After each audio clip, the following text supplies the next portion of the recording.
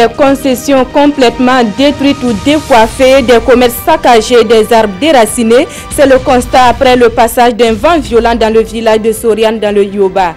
10 jours après les faits, le gouvernement réagit à travers le département en charge de la solidarité qui est allé soutenir les ménages sinistrés. Et puis bientôt la fin du calvaire des usagers de l'axe Peta Barabé, Oudalan et Sakan. L'infrastructure tant attendue par les populations sera réalisée grâce à la société minière Amgol et Sakan. Coût de l'infrastructure, 431 millions de francs CFA. Voilà pour les titres de cette édition. Bonsoir et merci de nous suivre. Le 8 avril dernier, les populations de Soriane dans le Yoba ont vu leur commerce et concessions détruits par un vent violent. 10 jours après le passage du vent dévastateur, la ministre en charge de la solidarité est allée exprimer la compassion du gouvernement aux 195 sinistrés, un soutien moral mais aussi matériel. Oumarou Sagnon et Abaka Traori. Le samedi 8 avril dernier, le ciel est tombé sur la tête de ce jeune homme. Un vent violent a traversé Soriane, son village, et de son domicile. Voilà ce qu'il en reste. Il y avait des motos, des chemins. J'ai une perte de 40 000 francs aussi. On n'a jamais vu ça, c'est la première fois. Ce sont 195 personnes au total qui ont vu soit leur habitation ou leur lieu de commerce détruits par cette catastrophe naturelle. 10 jours après ce drame, la ministre en charge de la solidarité nationale est venue traduire la compassion du gouvernement à l'égard des 35 ménages sinistrés de ces villages de la commune de Dano. Nous avons pensé que c'était de notre devoir de venir traduire toute la compassion, toute la solidarité du gouvernement à l'endroit de la population de Soriane. Et vraiment, c'est très touchant ce que nous avons vu autour de nous. C'était vraiment la désolation des concessions qui sont tombées. Le vent a tout emporté sur son passage. La ministre Laure Zongo-Yen a aussi remis aux sinistrés 8 tonnes de céréales constituées de riz, de maïs et de sorgho. Pour les sinistrés, l'acte du gouvernement est d'un grand réconfort. Elle est tellement contente parce qu'elle ne savait pas qu'il y a une minute qui allait venir les rendre, mais elle est contente. La première responsable du département en charge de la solidarité nationale a appelé les populations à promouvoir la solidarité endogène, à l'image de Marguerite Sommet, ancienne maire de Dano, qui a remis 20 sacs de céréales aux familles touchées par ce sinistre. Je le disais en titre, dans 3 mois finira le calvaire des usagers de l'axe Peta Barabé Oudalan et Sakan. Le tronçon long d'une dizaine de kilomètres sera réalisé par la société minière Amgol et Sakan SA. L'infrastructure va lui coûter 431 millions de francs CFA. Le lancement des travaux a eu lieu en présence de Alexis Ouedraogo et Joseph Bambara.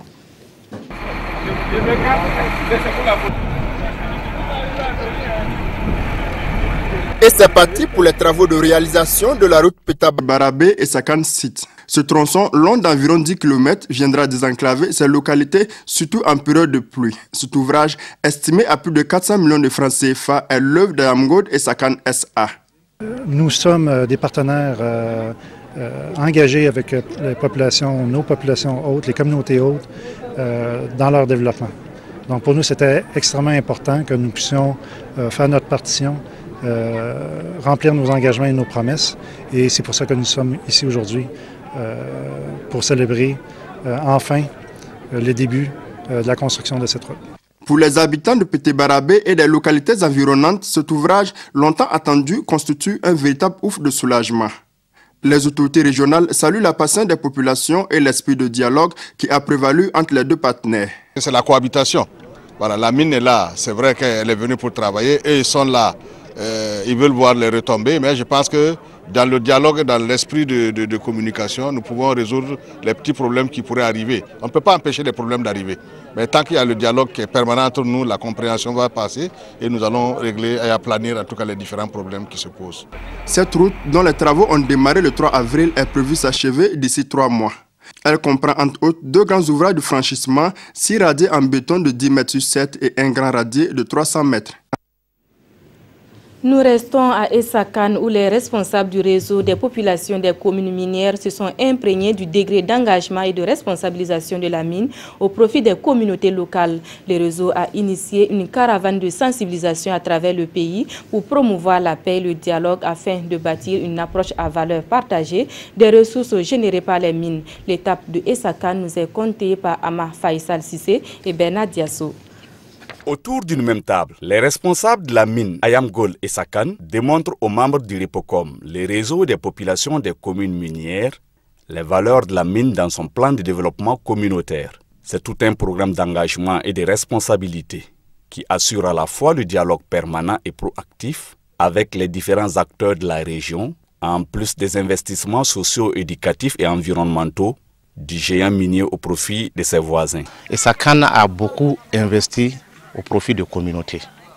Parce que depuis le début de l'exploitation, moi je faisais partie du comité consultatif, tous les accords qu'on a signés avec la mine, en tout cas ils ont respecté.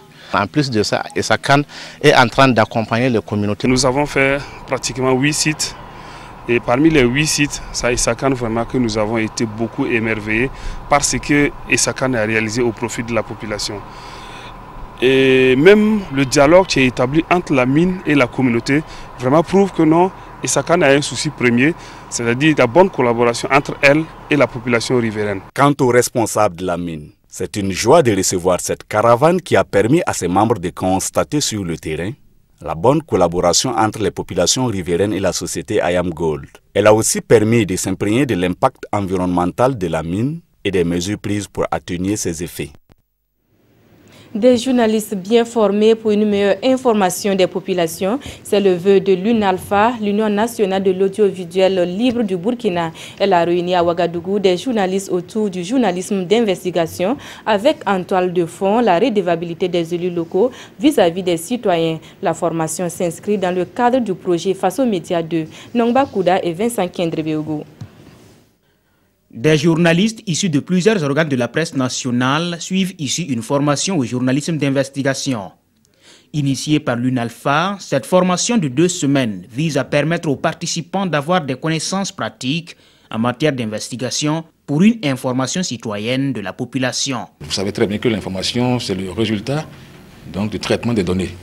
Voilà, donc si nous travaillons sans données, si nous travaillons sur des rumeurs, si nous travaillons sur des opinions, eh bien, nous ne donnons pas de bonnes informations à la population. Lorsque vous avez une information documentée, alors vous êtes sûr de pouvoir toucher le cœur des gens et d'apporter l'information juste. Cette formation entre dans le cadre du projet Face aux médias, projet soutenu depuis 2015 par CFI, l'agence française de coopération dans le domaine de l'audiovisuel. Le projet est à sa 2e phase. Il y a une synergie inédite qui a été mise en place par Face aux médias 1 au moment des élections, donc une synergie électorale dans laquelle plus de 60 radios ont souhaité informer ensemble les citoyens de l'ensemble du pays de ce qui était en train de se dérouler le jour du scrutin, les résultats. Et aujourd'hui, maintenant que les nouveaux élus sont au pouvoir, il est important de continuer ce travail, de voir s'ils respectent leur engagement. Au sortir de la formation, les participants devraient repartir, mettre en œuvre les connaissances acquises avec des projets de reportage à réaliser pour une meilleure information du public sur des sujets qui le préoccupent. La collaboration entre chefs de circonscription administrative et forces de défense et de sécurité, c'est le thème de la 7e édition des 72 heures de l'élève administrateur civil. Une activité qui entre dans le cadre de la promotion et de la valorisation de cette promotion. Issa Kafando et Oumou Sissé. Collaboration entre chefs de circonscription administrative et forces de défense et de sécurité, c'est sous ce thème que le club administration générale de l'ENAM a placé ses activités. Une activité qui entre dans le cadre de la promotion de la profession d'administrateur. Et cette année, les élèves ont une pensée particulière envers leurs collègues affectés dans les zones où sévit le terrorisme. Nous savons très bien qu'au niveau des frontières, nous avons des collègues qui y sont nommés comme chefs de circonscription administrative SG de mairie et qui ont peur, qui dorment dans la peur comme tout le monde, mais qui ne peuvent pas fuir. Alors, il ne faut pas les laisser seuls. Il faut que ces agents soient entourés de forces de défense et de sécurité. Des relations conflictuelles entre chefs de circonscription administrative et forces de défense et de sécurité, on en rencontre fréquemment. À travers cette activité, le club AG entend ainsi améliorer cette collaboration avec l'appui de son ministère de tutelle. Il s'agit de voir quelle est la forme de collaboration possible qui peut exister entre les chefs de circonscription administrative et les forces de défense de sécurité dans un contexte d'abord d'insécurité et dans un contexte où le terrorisme sévit un peu dans le nord du pays. Des conférences, débats, des visites pédagogiques, des sorties récréatives font également partie des activités au programme. Fin de cette édition. Merci à vous qui l'avez suivi. Je vous retrouve au plus tard pour le compte-rendu du Conseil des ministres.